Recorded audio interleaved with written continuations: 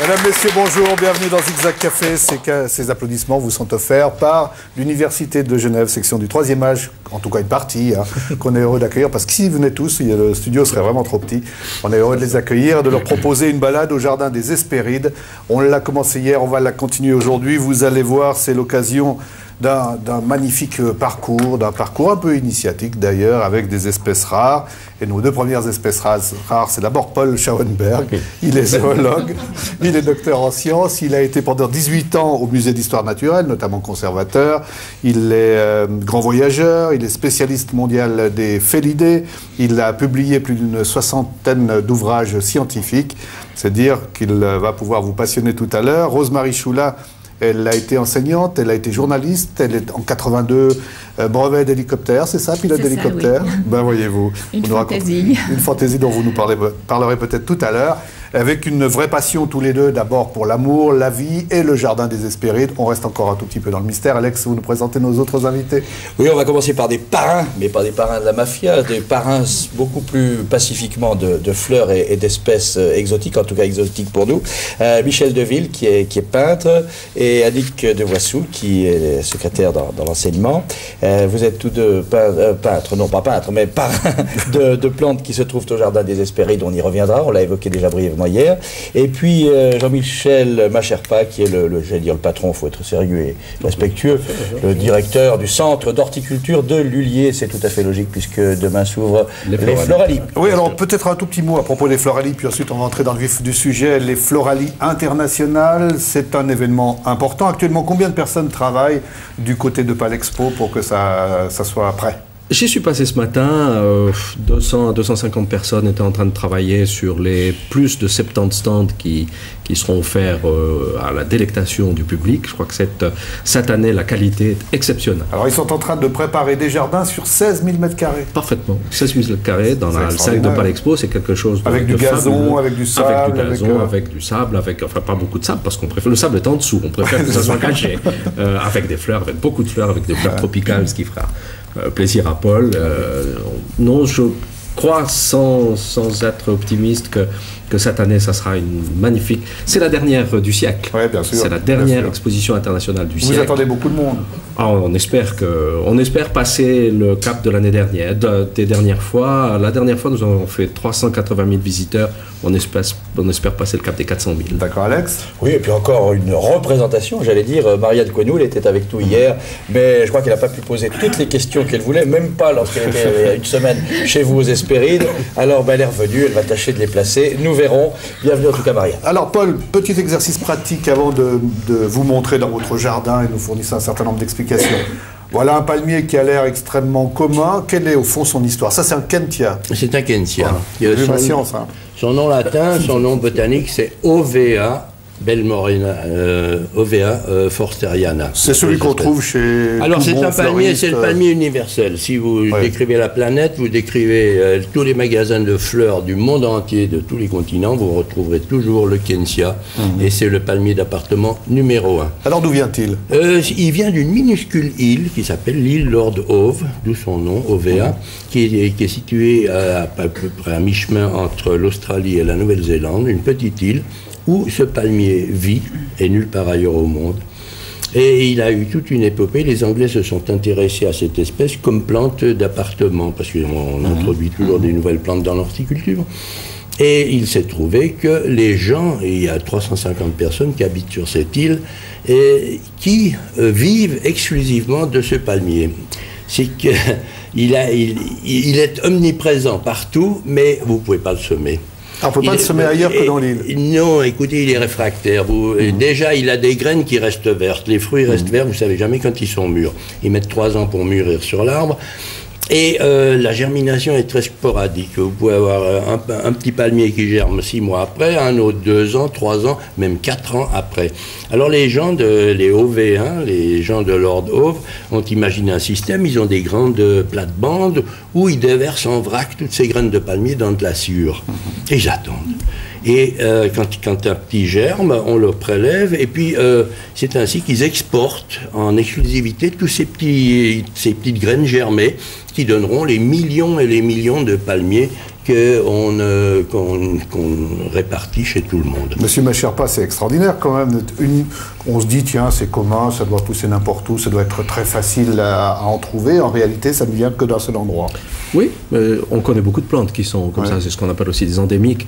Ceci étant, c'est la beauté de la nature et on peut jamais, c'est une des grandes caractéristiques de notre métier, c'est qu'on ne peut jamais prévoir ce qui va se passer demain matin. Et par rapport à d'autres métiers où il y a une technicité, et chez nous, dans l'horticulture, on a également une technicité qui est importante, mais on est soumis aux aléas. Alors, et ça, c'est super. Voilà, c'est un palier. Je peux juste rajouter un petit quelque chose, parce qu'en revenant sur la technicité, c'est quasiment la première espèce qu'on ait modélisée dans les systèmes de reconnaissance des végétaux. Extraordinaire. Donc c'est une espèce qui a son caractère, elle ne souhaite pas se développer ailleurs, elle est... Non, mais elle pousse très bien. Soit en appartement, il faut vraiment se donner une peine infinie pour le faire mourir, et il résiste. Mais oui, il résiste au manque de lumière, à la sécheresse, à un excès d'humidité. C'est vraiment la plante pour les débutants. Et je dirais même que c'est un bonsaï. Ouais. Mes parents en ont eu un pendant 27 ans. Il a grandi un petit peu, mais enfin, il était là. Et c'est pratiquement... Il est mort une fois que ma mère l'a laissé dans le jardin en hiver. Et il est tellement intéressant parce qu'il remplace par sa forme et sa grâce merveilleuse, il remplace le cocotier. Ouais. Et au Jardin des Hespérides, maintenant, nous avons un projet qui va se réaliser cet hiver, c'est de faire une petite forêt de Kensia. J'en planterai une 30aine, très serrée, et ça va être magnifique. Vous viendrez voir. Oui, avec plaisir. On rappelle que le Jardin des Hespérides, c'est 14 000 m², que ça se trouve au sud de la Grande Canarie, à la vallée de Mogán. Et Alex, on va y retourner. Oui, au lieu-dit Los Navarros. Et puis, même si vous êtes toujours là-bas, il y a tout de même l'arbre du voyageur. Il est malgache, il est connu de beaucoup de gens et il a en plus une autre forme symbolique. Donc, retour au Jardin des Hespérides. Là, une forme qui me semble reconnaître, et c'est un peu l'un des arbres fétiches du Jardin des Hespérides. Ah, c'est ça, nous sommes à côté du Ravenala de Madagascar, qui est en même temps le symbole de Madagascar et le logo du Jardin des Hespérides. Il a une raison bien précise, c'est le premier végétal que Rosemary et moi-même avons planté ici dans le jardin le 18 décembre 1988. C'est la première plante. L'arbre mesurait, c'était pas un arbre, il mesurait 1,20 m de haut, on l'a porté dans un pot et nous avions ici à l'époque un jardin potager avec des laitues qui étaient montées et il avait à peu près la hauteur des laitues qui sont fleuries. Le Ravenala a toute une légende, on l'appelle l'arbre des voyageurs. Et parce qu'on dit que le voyageur assoiffé peut planter un bâton là et il sort de l'eau, il peut se désaltérer. C'est une belle légende, mais elle n'est pas exacte parce que ce Ravenala à Madagascar ne pousse que dans les terrains où il y a de l'eau. Donc on peut boire de l'eau. Et dans l'aisselle des feuilles qui sont là, il y a environ 2 à 3 litres d'eau, mais c'est de l'eau complètement brune, non propre à la consommation. Et cet arbre, là, ils sont adultes et il fleurit. Et ce qui est intéressant, c'est que le Ravenala de Madagascar du Jardin des Hespérides est parrainé par une marraine vénérable. C'est Lili Bertinger, qui a passé 90 ans, qui s'intéresse depuis toujours au jardin, qui est une personnalité extraordinaire de Genève, et elle a décidé de parrainer le Ravenala. Et parrainer, ça veut dire quoi? Eh bien, parrainer, ça veut dire rester en communion avec le jardin. C'est-à-dire que les personnes versent une somme annuelle et elles deviennent parrains ou marraines d'une plante. Et c'est un lien. Pour certains gens, certaines personnes, ça leur permet de rêver, de s'évader, d'être en pensée avec le jardin qui représente plus qu'un simple petit jardin botanique, ce qu'il n'est pas du tout. Il y a toute Il y a de l'émotion, il y a de l'amitié, de la tendresse. Et nous avons beaucoup de végétaux là qui sont parrainés par des gens et nous cherchons toujours des parrains. Nous intéressons les gens à devenir parrains et marraines de plantes. C'est au-delà des finances, c'est vraiment quelque chose d'émotif qui représente un lien. Alors Paul, quelques mots d'explication. D'abord, c'est un jardin dont l'objectif c'est notamment la sauvegarde des plantes tropicales. Il y a plusieurs objectifs, il y en a beaucoup, c'est une palette très vaste et très large. Le premier objectif, c'était égoïstement de réaliser un rêve, de me faire plaisir et de pouvoir enfin, une fois dans ma vie, vivre à l'ombre des fleurs. Ça c'est réussi apparemment. Oui, le temps est très agréable, le jardin est magnifique. Oui, ça c'est bien. Et un autre objectif est d'étudier des végétaux et de contribuer à l'introduction de nouvelles espèces végétales en horticulture. Il y a aussi le but de promouvoir, c'est-à-dire de collaborer à la conservation d'espèces menacées et rares en cultivant des spécimens en collaboration avec des jardins botaniques étrangers pour récolter des graines, pour récolter des boutures, pour essayer de réintroduire ces végétaux dans leur patrie, ce qui n'est pas chose évidente. Vous faites aussi de la formation, des stages? C'est ça, nous avons également, Jean-Michel Macherpa nous a envoyé un jeune horticulteur, nous avons de temps en temps des stagiaires qui ont terminé leurs études et qui voudraient voir un peu les plantes tropicales en plein air, c'est-à-dire pratiquer un peu l'horticulture tropicale. Dans la botanique aussi, et comme tout est quand même bien fiché, organisé, et nous avons une très riche bibliothèque dépassant 2000 livres techniques, c'est très important, et les gens peuvent vraiment se documenter, il y a même des personnes qui viennent faire des petits herbiers, et c'est un côté didactique. Alors, présenté comme ça a l'air absolument paradisiaque, ça veut quand même dire que vous avez pris tous les deux des risques, parce qu'il y a un moment où on prend sa caisse pension, on met tout l'argent dans le jardin, on se retrouve quand même au départ avec des ressources qui ne sont pas forcément extraordinaires. Qui sont même nulles. Mais enfin, nous avons survécu, et puis vous savez, qui n'ose rien n'a rien. Qui n'ose larguer les amarres ne verra jamais des rivages lointains. Nous avons donc tout mis dans un conteneur de 60 mètres cubes, nous avons déménagé, nous n'avons aucune aide officielle, le jardin est autonome et il vit par lui-même. Il vit donc, on verra tout à l'heure, à la fois de parrainage, à la fois de production de confiture. Mais Rose-Marie Choula, j'aimerais juste que vous, pour qu'on soit bien au clair, on a fait le parcours de Paul Schauenberg, on a dit qu'à un moment vous vous êtes rencontrés pour une interview et vous avez décidé que l'interview allait durer le restant de votre vie. Alors, mais vous veniez d'où, vous? Donc, moi j'ai fait mes études à Genève. Et puis, je me suis lancée dans l'enseignement aussi par passion. J'ai fait 10 ans à l'école enfantine. Et puis, j'avais aussi besoin... Mais vous aviez des rêves, parce que vous allez apprendre à naviguer sur la mer, vous allez apprendre à faire du parachute, vous allez apprendre à piloter un hélicoptère. Oui, bon, ben voilà, je suis comme ça, j'ai toujours des rêves, mes rêves ne sont pas finis. Et puis, j'avais... Attention, je trouve que cette déclaration est extrêmement intéressante. Et puis, en fait, mon grand rêve, ce n'était pas de créer un jardin tropical, mais j'étais consciente depuis toujours, j'avais envie d'unir ma vie avec celle d'un homme et puis d'avoir une passion commune. Alors, évidemment, c'est peut-être pour ça que ça m'a poussée à faire plein de choses différentes. Bien sûr. Et puis, voilà, un jour, j'ai rencontré Paul et il se trouvait que j'avais aussi la passion de la nature. Mais rappelez là aussi que lorsque vous rencontrez, lorsque vous décidez d'acheter le terrain, c'est un gros investissement. Et avec les premiers, on a vu la voiture, elle n'a pas été changée depuis 20 ans, mais il y a quand même un certain nombre de petits sacrifices. On a cette faculté, c'est qu'on sait se contenter de très peu de choses. Et puis, moi aussi, j'ai la faculté de gérer les choses au maximum. C'est comme ça.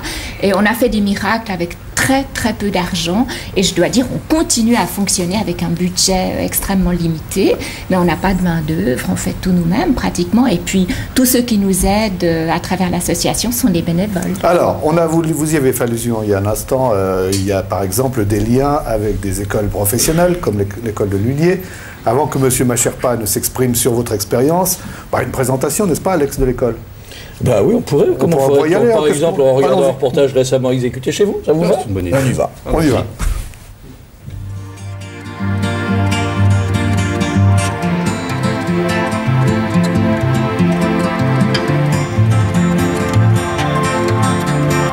Alors ici, vous avez l'école d'horticulture, qui date d'environ 130 ans, qui est à Châtelet-Navot. l'école pour fleuristes, qui est beaucoup plus jeune, 6-7 ans, l'école d'ingénieurs, où nous formons aussi les ingénieurs.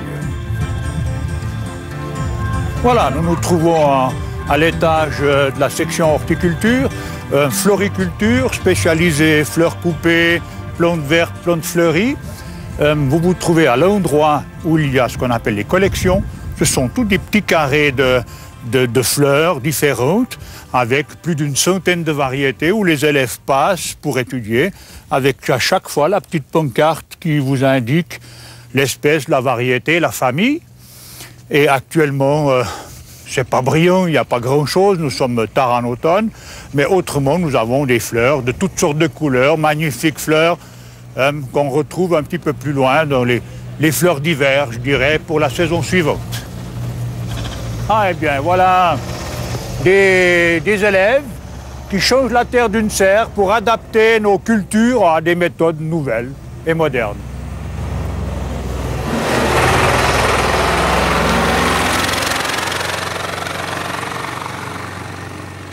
Là, en dessous de nous, vous avez les serres, les tunnels, ce qu'on appelle les tunnels, la culture en plein air de la section maraîchère, section qui fait tous les légumes que nous avons à Lullier. Alors, c'est une école professionnelle, formation horticulteur, ce qu'on appelle horticulteur complet qualifié, 5 CFC, dans les différents secteurs de l'horticulture et jusqu'au maraîchage. Les fleuristes, où nous formons des fleuristes en 4 ans, avec une année de stage en magasin, et les ingénieurs dans différentes formations. Combien d'élèves fréquentent les cours ici à Lullier? Sur l'ensemble du site de Lullier, environ 450 élèves. Voilà, nous nous trouvons devant les Euphorbia pulcherrima, appelées, je dirais populairement, étoiles de Noël. Il y en a environ 1800 dans cette serre. Et ces étoiles de Noël seront au Floralie. Ce sera le pourtour du stand de Lullier. Alex? Oui, une précision. Donc, notre guide, vous le connaissez bien sûr, M. Bachapa, c'est Louis Pasquier. Vous êtes le patron de l'ensemble, lui, il est le patron de l'école spécifiquement de fleuristes. Et je dois préciser, c'est surtout pour ça que je voulais intervenir maintenant. Il sera avec nous demain en direct, il sera à votre place. Et puis, Lullier, je crois qu'on pourra aussi en reparler parce que jeudi soir, vous y aurez une conférence. Mais ça, c'est autre point. Donc, revenons. Bien sûr. Monsieur Bachapa, pour les jeunes qui nous suivent, il y a beaucoup d'avenir dans les métiers qu'on vient de voir. On n'a pratiquement pas de jeunes au chômage à l'heure actuelle dans nos métiers. Alors c'est vrai que tout dépend, c'est ce qu'on appelle un terme assez barbare, les suivis de cohorte, ça a un petit côté militaire, mais c'est effectivement de savoir ce que sont devenus nos jeunes à la sortie de l'école.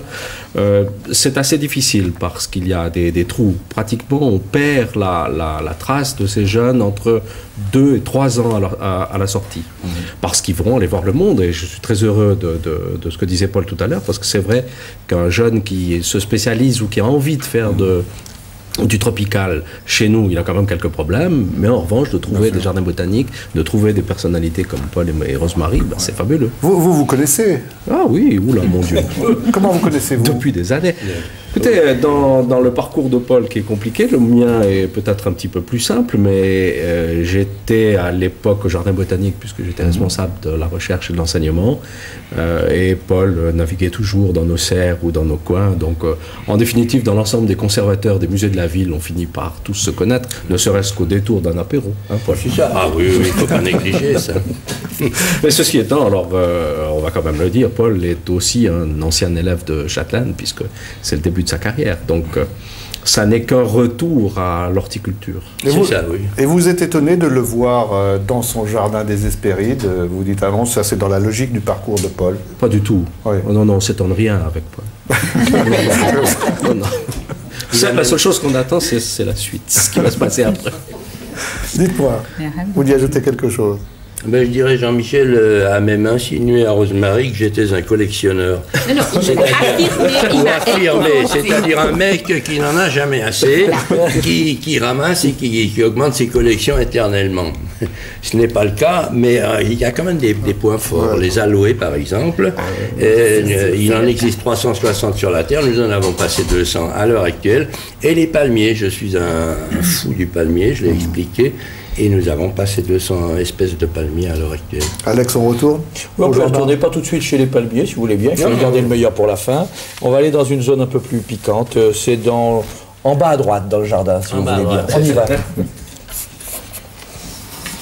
Voilà. Faites attention de ne pas vous piquer en passant. Et on va vous laisser aller découvrir une plante qui, je crois, est malgache, elle aussi. Ces plantes-là sont des arbres, ce sont des Alluodia qui font partie de la famille des Didieraceae. Ce sont des plantes qui comptent parmi les végétaux les plus curieux de la planète. Ce sont des arbres exclusivement malgaches. C'est une famille qui forme des grandes forêts dans le sud de Madagascar, qui est très voisine des cactus. On peut même greffer des Alluodia sur des cactus et vice-versa.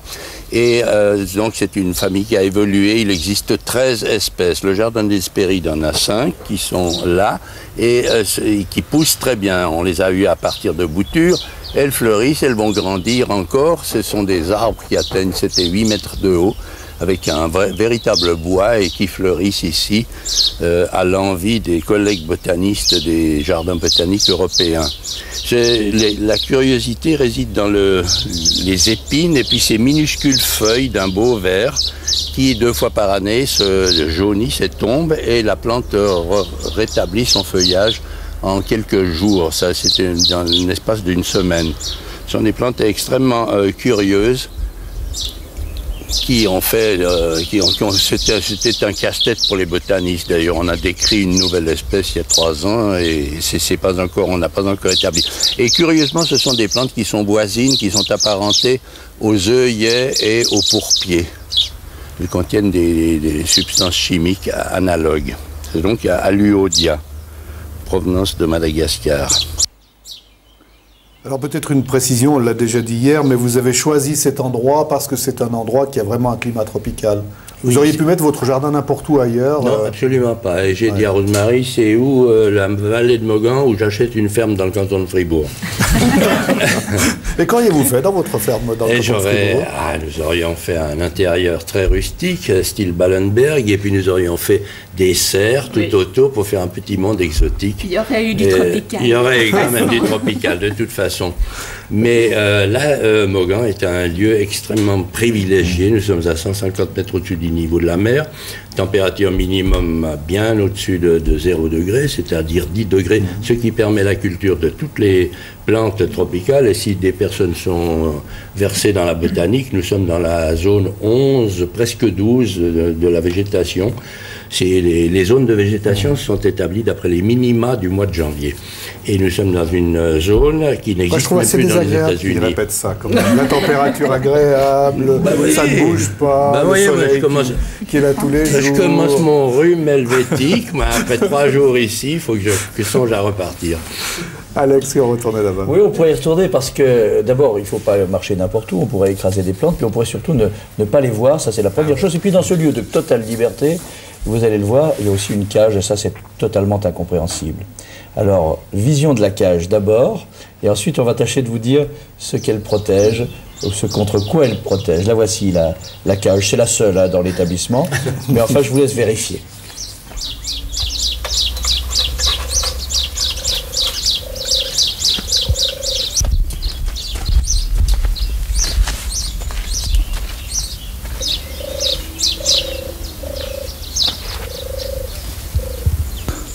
Mettre aux Canaries des plantes en cage, ça sert à quoi? Ah, ça c'est une curieuse histoire. C'est un groupe de plantes, des lithops, ce qu'on appelle les plantes pierres ou les cailloux vivants ou les pierres fleuries. Ce sont des plantes sud-africaines qui sont des plantes naines, très petites, dont j'avais fait un groupe, je voulais intituler ça le jardin invisible en fait, et vous verrez qu'il est invisible. Et la grille a été apportée parce que des colombes qui vivent ici, des tourterelles en fait, ont appris à connaître ces plantes, et puis probablement qu'elles les trouvent savoureuses et pleines d'eau, alors elles les piquaient puis elles les faisaient mourir. On a dû les remplacer, et alors j'ai fait une cage, c'est pas pour ce qu'il y a à l'intérieur, c'est pour ce qu'il y a à l'extérieur, c'est une cage à l'envers. Bon, l'histoire de ces plantes, pourquoi se cachaient-elles et qui les a trouvées? Ce sont des plantes donc qui jouent à cache-cache, et il a fallu la perspicacité d'un fou des plantes, un botaniste sud-africain qui s'appelle Desmond Cole, qui a écrit une monographie sur ces plantes et qui pendant 35 ans avec son épouse a sillonné toute la Namibie et toute l'Afrique du Sud pour découvrir ces plantes et toutes les mettre en culture. Sa collection existe encore, c'est une merveilleuse collection de références. Et il était donc chasseur de lithops. Il décrivait des espèces nouvelles, parce qu'il y en a peut-être encore à découvrir, et il avait beaucoup de difficultés, parce que ce sont des plantes invisibles. Alors, pour l'anecdote, il avait signalé dans une page de son livre qu'il avait posé sa voiture à une dizaine de mètres d'un endroit où il avait découvert un de ces petits lithops. Et il est allé retourner vers la voiture pour chercher des outils pour déterrer la plante. Et quand il est revenu, il l'a jamais retrouvé. Il est allé plusieurs fois sur le site et il ne l'a jamais retrouvé. Ce sont des plantes qui jouent à cache-cache. Et de plus, de surcroît, en Afrique du Sud, pendant la saison sèche, il y a une couche de poussière et de terre qui vient et qui obstrue complètement la vue de ces plantes qui sont vraiment protégées. Est-ce qu'on peut penser que celles-ci ont essaimé, qu'elles ont proliféré et qu'il y a quelque part ailleurs dans le jardin des Hespérides des enfants de celles-ci que vous ne connaissez pas encore? Non, je ne le pense pas, parce que les graines qu'elles produisent sont des graines c'est des graines fines, mais que, bon, si le vent les emportait, mais c'est pas le cas ici, ce sont des petites capsules pleines de graines. Et une des particularités de ces graines, c'est que si vous les semez, vous aurez des déboires. Si vous achetez des graines de lithops, elles ne germeront pas. Il faut les mettre soigneusement dans une armoire, puis les oublier pendant 2 à 3 ans, et après elles commencent à germer. La nature a très bien prévu les choses, et pendant une vingtaine d'années, elles ont leur faculté germinative. Mais là, dans le jardin, non, je ne pense pas. Il peut y avoir des surprises. Nous avons même eu des bougainvillées qui se sont ressemés à notre grande joie et surprise. Mais je ne pense pas que des lithops... D'ailleurs, probablement, nous ne les verrions pas. Ils échapperaient à notre attention parce que c'est microscopique quand la plante est petite. Ouais, peut-être un petit mot de commentaire de Jean-Michel Macherpa. C'est étonnant, ces fleurs douées d'intelligence qui vont se dissimuler, qui vont réapparaître. Oui, la nature a des tours et a des surprises absolument fabuleuses. Mais je me souviens d'avoir vu dans Grand Karoo, en Afrique du Sud, avec un collègue botaniste de Pretoria, d'avoir vu ces plantes, c'est absolument merveilleux. Quand on les voit dans la nature, quand on les a comme ça sous les yeux, attention, ne marche pas là. Et puis on dit mais pourquoi? Mais il y a une plante. Puis, la première découverte est vraiment quelque chose de surprenant. Et pour vous, le jardin des Hespérides, c'est un endroit sérieux? C'est un endroit où on y fait du bon travail? On n'aurait pas été avec mon ami Roger Baird, directeur du CEF, que vous allez recevoir, je crois, bientôt. On a été les premiers, je dirais, à supporter, non pas officiellement, mais d'une officialité toute de sympathie, ce projet du jardin des Hespérides. Parce que nous croyons effectivement d'abord dans un certain nombre des buts que Paul a rappelé tout à l'heure, aussi par l'intérêt qu'il y avait à créer des conservatoires. Vous savez, c'est toujours très difficile pour un botaniste de savoir qu'il y a une espèce qui est en train de disparaître. Et parce que c'est notre richesse, c'est notre génome, c'est à partir de ça que nous vivons tous les jours. Et quand on a cette volonté qu'ont marqué Paul et Rosemary de se consacrer à ces défenses de végétaux, surtout de plantes très rares, je crois que c'est aussi une des caractéristiques de Bogan, ce sont des plantes très rares. Il faut le dire aussi, nous n'avons pas dans nos instituts officiels souvent la possibilité financière d'arriver à conserver ce genre de... Donc quand quelqu'un le fait... nous sommes toujours extrêmement partants. Bien sûr, on préfère, alors là c'est un tout petit couplet, on préfère arriver à faire une conservation in situ, c'est-à-dire faire en sorte que les biotopes où les plantes vivent ne soient pas détruits. Mais ma foi, des fois, la vie fait qu'il faut quand même s'en occuper puis le faire dans des jardins. Bien sûr. Rosemary, on va en venir maintenant au parrainage parce que nous avons 2 ou 3 parrains, en tout cas 2 ou 3 personnes de l'association des Amis du Jardin des Hespérides. Comment fonctionne le parrainage? Comment présentez-moi cette affaire? Si j'ai envie d'être parrain d'une plante, d'abord c'est un peu bizarre, mais comme diriez-vous pour me convaincre? Alors d'abord, j'ai jamais dû convaincre un parrain. J'explique simplement qu'il y a une possibilité de parrainer une plante au jardin. Et puis, je crois que autant de parrains pouvons-nous compter dans l'association, autant de motivation il existe en fait. Et ça, c'est une chose que je ne connais pas, disons, la motivation profonde des gens à vouloir parrainer.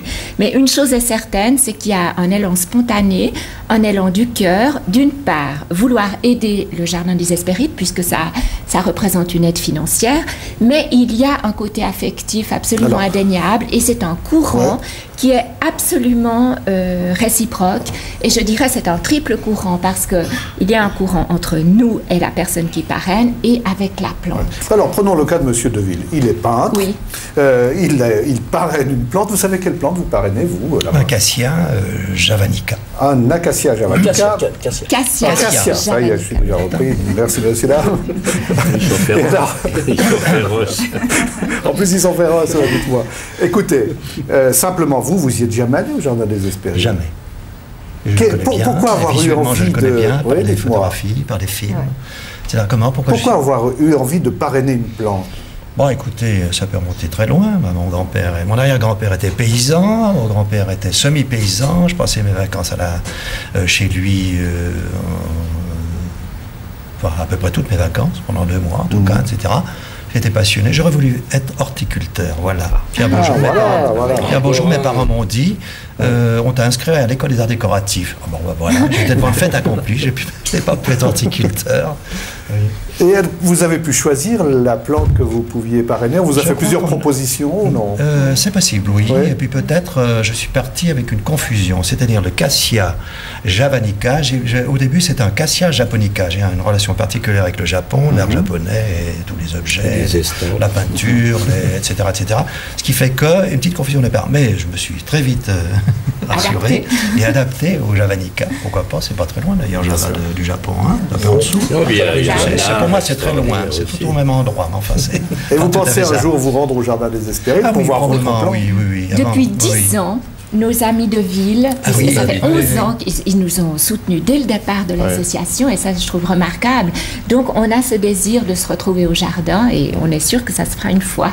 Alors, Alex, il y a aussi les personnes membres de l'association des amis qui vont se rendre sur place? C'est votre cas, hein, Nick de Boissou. Vous êtes là aussi marraine.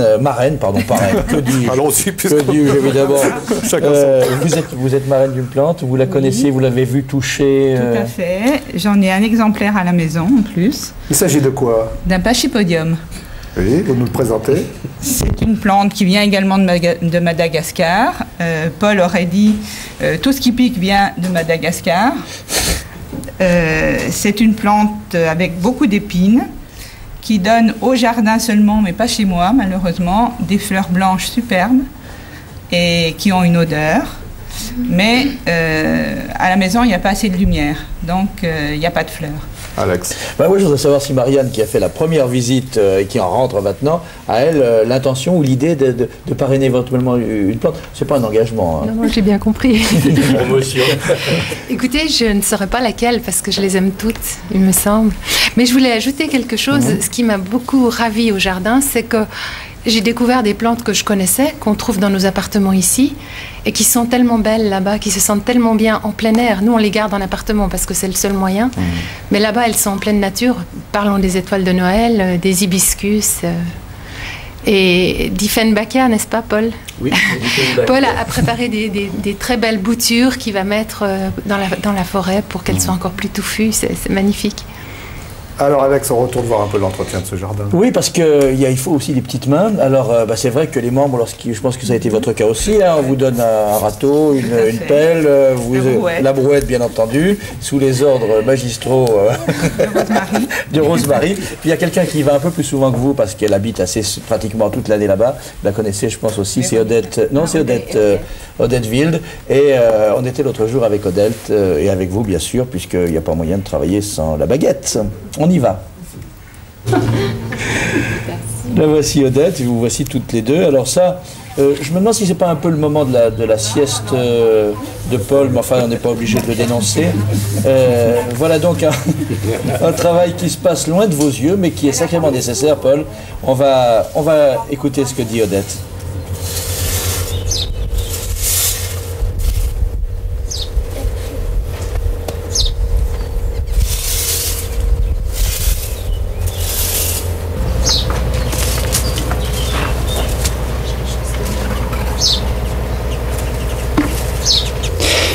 Odette, si vous deviez définir votre rôle ici au Jardin des Hespérides, que diriez-vous?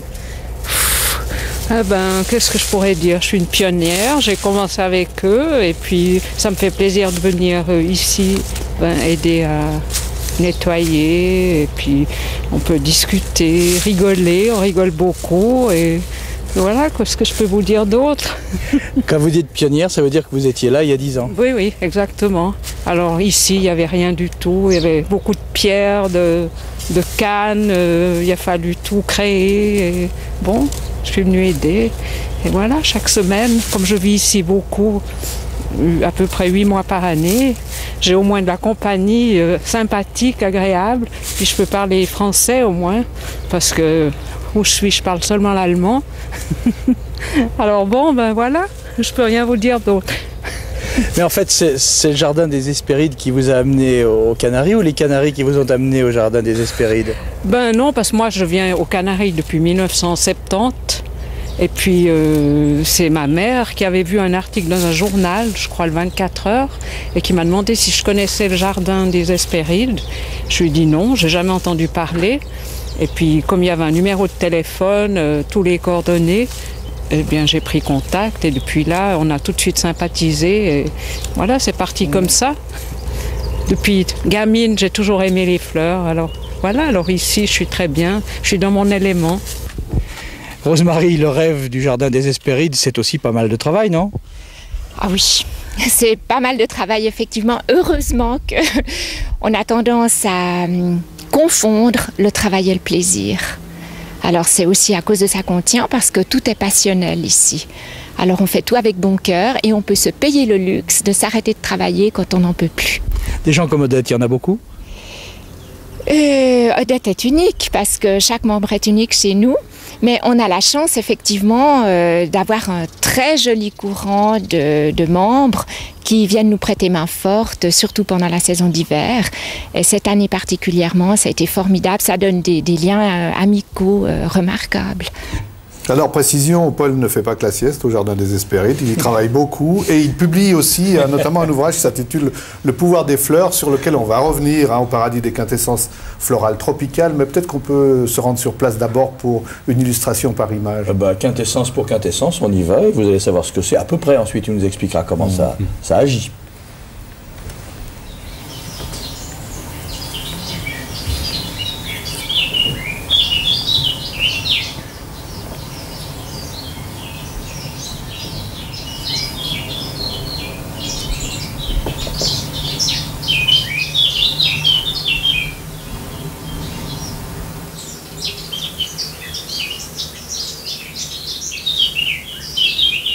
On cueille les fleurs, le moment de la cueillette est extrêmement important. Il faut prendre les fleurs à leur apogée lorsque les nectaires diffusent les odeurs et les sucs. On place les fleurs dans de l'eau distillée, dans un cristallisoire qui reste au soleil pendant plusieurs heures, même une journée entière si possible.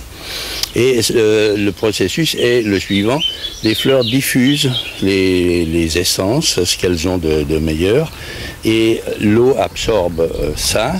Ensuite, on enlève les fleurs, l'eau est versée dans des bouteilles et ensuite alcoolisée. Ça, c'est une solution de base. Et comme les quintessences contiennent plusieurs essences, on les mélange. Et ensuite, c'est dilué 6 fois. Et ça donne les quintessences authentiques, sans manipulation chimique et autres. Ce sont des harmonisants, ce ne sont pas des remèdes violents, par exemple, ce ne sont pas des somnifères violents tels qu'on les trouve dans le commerce. Ce sont des harmonisants qu'on prend à long terme. L'effet bénéfique se produit environ 3 semaines, 1 mois après l'usage. Ça se prend quotidiennement et on dilue des gouttes, 5 gouttes dans un verre d'eau ou dans n'importe quel breuvage et on prend ça 3 fois par jour. Et Rosemarie et moi-même, pour conserver notre énergie et notre tonus, nous prenons la quintessence numéro 5 très régulièrement. Alors vous êtes prêt à prendre la quintessence Tout à fait, tout à fait. Alors c'est là où on reconnaît le caractère scientifique de Paul. Dans le terme barbare, c'est ce qu'on appelle la chimie taxonomique et la chimie des plantes. L'ayant enseigné pendant 5 ans aux futurs pharmaciens à l'université de Genève, c'est quelque chose qui est tout à fait évident. L'intérêt dans l'extraction que Paul fait ici sur la quintessence, qui est d'ailleurs le bon terme en français, quand on parle de tirer de la quintessence de quelque chose, il y a un petit côté alchimique aussi dedans, hein, ne nous cachons pas.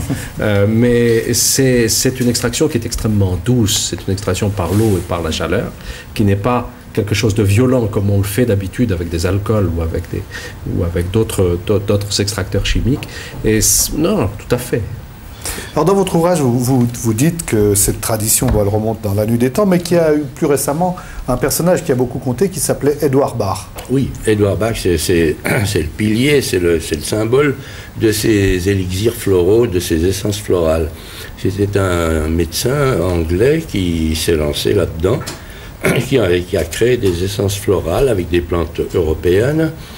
Et il a eu des déboires, il est mort dans la misère, mais par la suite se sont créées des sociétés industrielles qui maintenant font fortune, et ce sont des produits tout à fait qui entrent, disons, dans l'homéopathie, dans le système homéopathique, qui sont très très largement diffusés et utilisés, surtout en Allemagne, c'est extraordinaire, en Suisse alémanique, ici aussi, il y a des adeptes.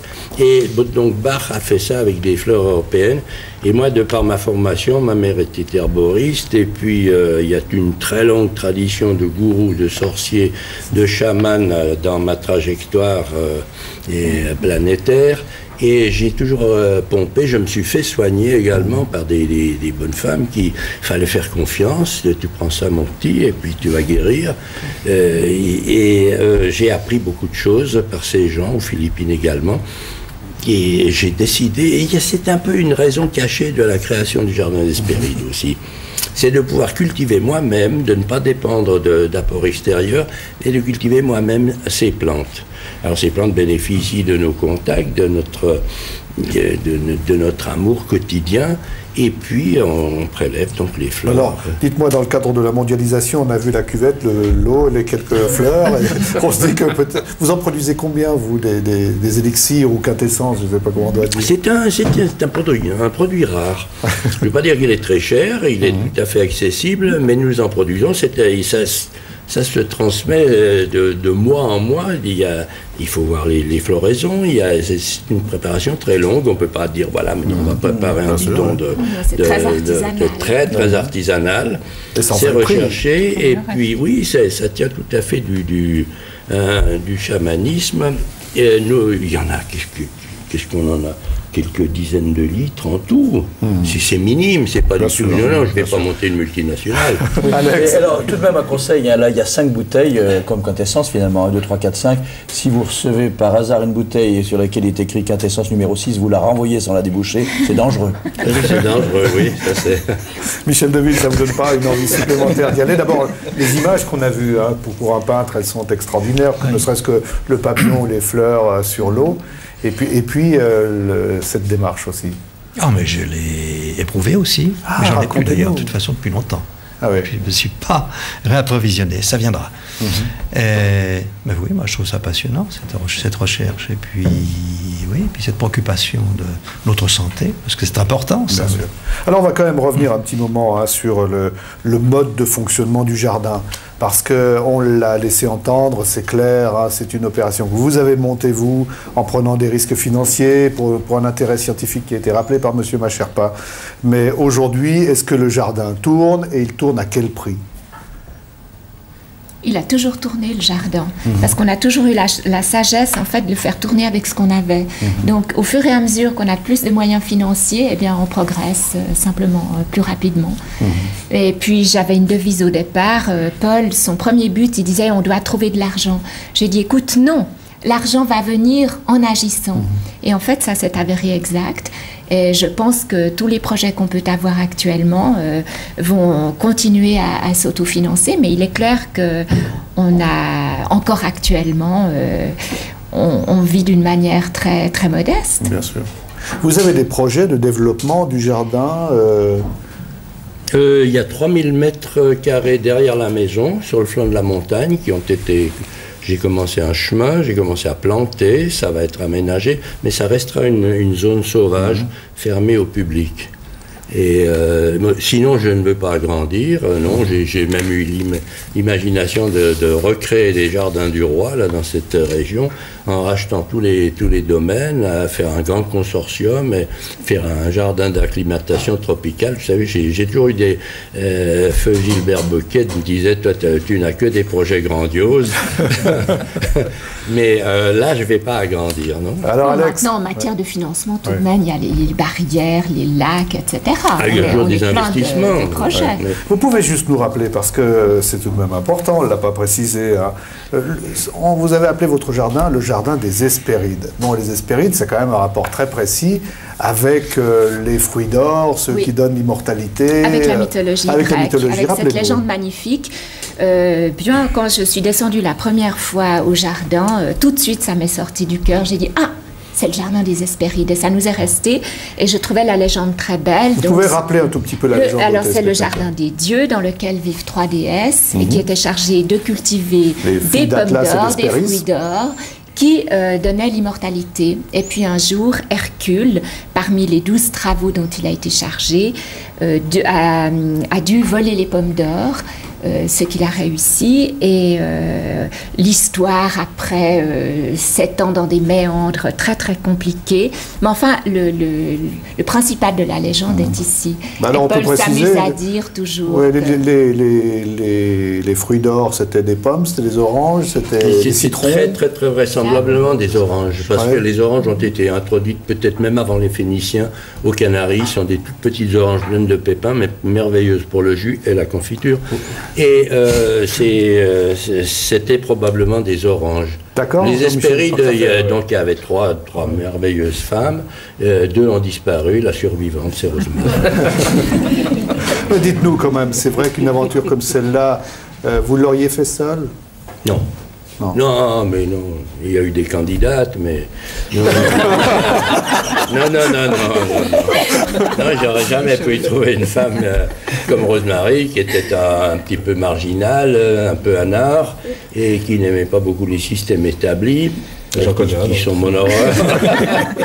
Et puis, elle a bien voulu venir m'accompagner dans cette aventure. Rappelez-nous quel est son rôle sur le terrain. On a bien compris quel était son rôle comme président de l'association, mais sur le terrain, à vos côtés.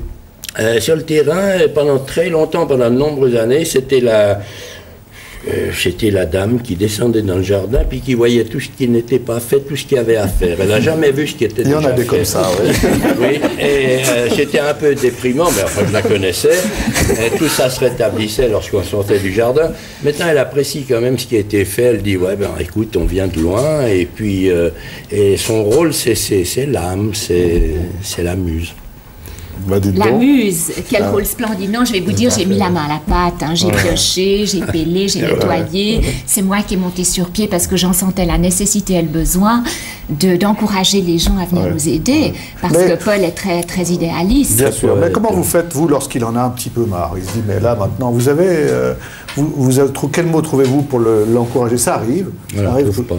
Non, mais je crois... Alors, Paul, c'est un homme qu'on ne peut surtout pas bousculer. Ça, heureusement, je l'ai compris très vite. Donc, quand on est fatigué, j'ai plutôt tendance à lui faire une caresse et lui dire, écoute, on se repose. Parce que bousculer, c'est pas possible. On donne le maximum tout le temps.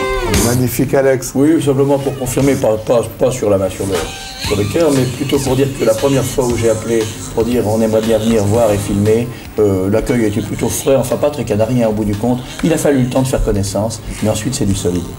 Merci à tous les deux. Jean-Michel Macherpa, juste un petit rappel aux téléspectateurs, donc il faut absolument se rendre à l'expo à partir d'aujourd'hui.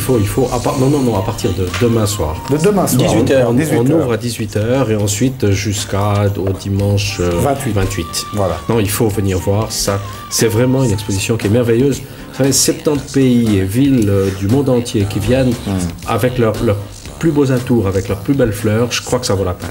Merci, on peut les applaudir. C'était un très bon moment.